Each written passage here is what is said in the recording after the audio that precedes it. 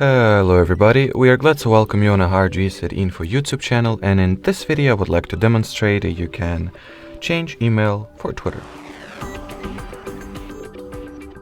To begin with, open up the settings at your Twitter app or twitter.com web service, whatever is that you prefer. Then go into your account category of settings. After that, open the account information page. Tap at the email field. In here, to proceed, enter the password to your Twitter account, which I will obviously do off the screen.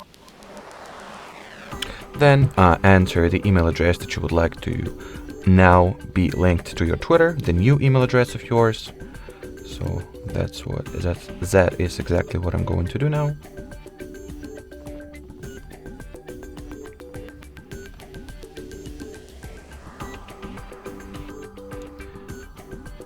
Then click next. After that, wait until the confirmation code will be sent to your to the specified email address of yours.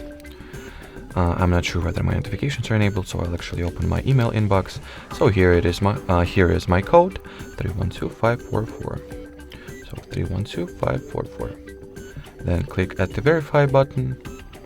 And as you can see, the email address that my Twitter account is linked to has been successfully modified.